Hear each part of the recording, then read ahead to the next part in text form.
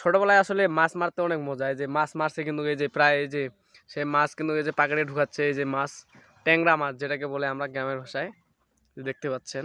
এই মাছটা চলে গেল নাকি না, আছে আছে আছে, সেই যে পাকাড়ে ঢুকাচ্ছে আর কি, পলিথিনের খাবে। ঠিক আছে, এখানে দুজন মাছ মারতেছে আর একটা ছোট ভাই আছে।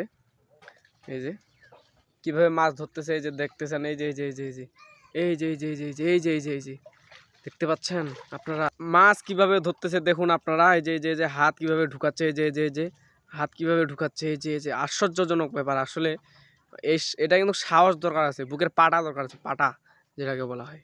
এই যে মাছ ধরছে, এই যে এই যে এই যে এই যে মাছ কিন্তু ধরছে, এই যে এই যে দেখতেছেন, এই যে ঢুকাইলো, এই যে ঢুকাইলো, এই যে এই যে।